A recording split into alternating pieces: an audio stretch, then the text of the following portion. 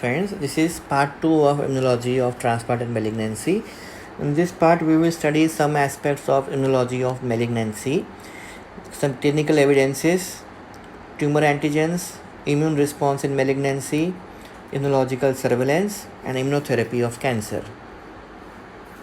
When a cell undergoes malignant transformation, it acquires new surface antigens. We know that in our body, all the cells, they have some antigens on their surface. These are the normal cell antigens, and they are identified by the immune system as our own, our self, and so the immune system accepts these normal cells with the cell surface antigens. But when a cell undergoes cancerous change, when a cell undergoes malignant transformation, these normal antigens on its surface, they disappear and new surface antigens appear on the surface of the cell. And these new surface antigens, they are foreign antigens for the immune system. So the immune system will start fighting against these new kinds of surface antigens, and that is how an immune system responds against the malignant cells.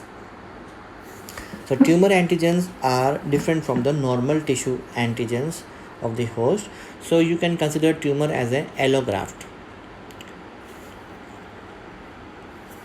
Now, does the immune system actually fight against cancer?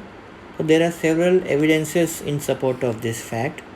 It has been observed that several cancers like neuroblastoma and malignant melanoma have regressed spontaneously in patients. This could be probably because the patient's immune system had fought against these tumors and removed the antigens of the tumor.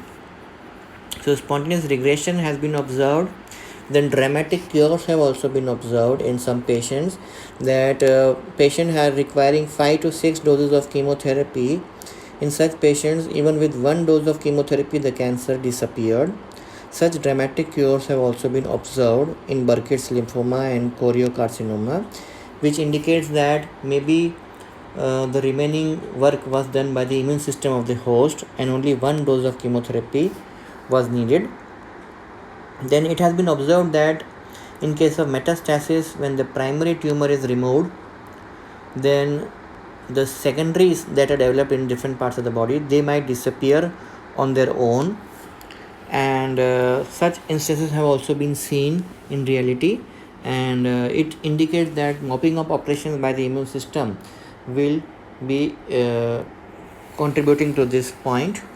And it has been observed that during autopsy, many number of cancers have been observed in bodies than during the life, because there might be many cancers which are there inside the body which never manifested clinically, but they were there and they were observed during the autopsy, and they were kept in check by the immune system of the host. Histological evidence of cancers has also shown that lots of lymphocytes, plasma cells, and macrophages infiltrate the tumors, and where there is infiltration of WBCs in the tumors, the prognosis is better. And if the immune system was actually participating in removal of the cancers, then people with immunodeficiency should be having more number of cancers than immunocompetent people. And this is actually true, as immunodeficient people, they are suffering from more number of cancers.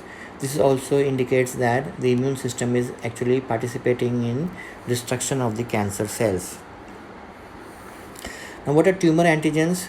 So new antigens that crop up on the surface of the cells that are transformed as a result of cancer. These new antigens are called tumor antigens, or tumor specific transplantation antigens, TSTA.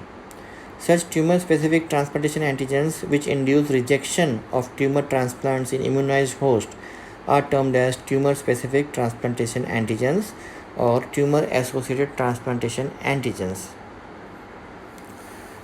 Different tumors possess different TSTA, even though induced by the same carcinogen. In contrast, the TSTA of virus-induced tumors is virus-specific. The same virus, if it is producing 2 or 3 different types of cancers in the host, then all these different types of cancer will be having the same type of TSTAs, because they are because of the same virus. Fetal antigens have also been found in malignant cells, alpha fetoprotein in hepatomas, carcinoembryonic antigen in colonic cancers. Now, what is immune response in malignancy? There are both humoral and cellular response, both are there, and anti-TST antibodies can be demonstrated. Delayed hypersensitivity to tumor antigens can be detected by skin testing. CMI can be demonstrated, and CMI is believed to be the mechanism of host defense against malignancy. Humoral response is there, but it might not be very helpful in removing the tumor cells. Now, there is a delicate balance between the immune system and the tumors. The immune system is continuously destroying the tumor cells and keeping a check on the formation of new tumor cells. Now, as long as the immune system is winning the battle, the tumor cells formed will be destroyed from time to time and the person will be saved from cancer. But if the immune system fails or it is not able to cope up with the load of the transformation of cells or malignant cells, then the malignant cells will multiply and they will lead to cancer and the immune system will fail. So as long as the immune system is able to cope up, person will not develop cancer. But the immune system's capacity से ज़्यादा जाए तो फिर cancer manifestation होता है. Now, what is immunological surveillance?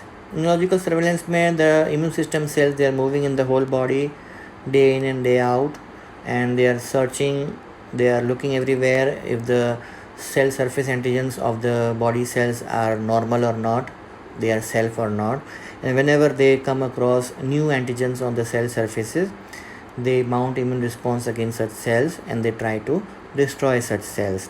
So this seeking and destroying the malignant cells that occurs regularly in the immune system. It is a daily process, and malignant cells will be formed in everybody's body, but they are destroyed routinely by the immune system cells.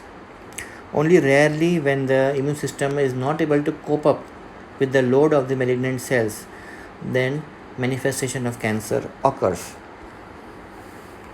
If immunological surveillance is effective, why should the tumor develop? Another question that arises, if the immune system cells are destroying the cancer cells, then why does the cancer develop? The cancer might develop because capacity से कभी कभी ज़्यादा भी हो सकता है. The immune system might have a capacity to handle 10 units, but the cancer में 15 units or 20 units develop हो गया, तो immune system is not able to handle that. In such cases, manifestation of the tumor takes place. It may happen because malignant cells might sometimes sneak through, they might just escape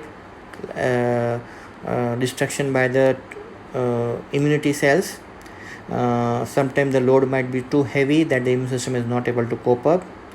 Sometimes the tumor antigens can act as smoke screen and they coat the lymphoid cells and prevent the immune response against the tumor cells.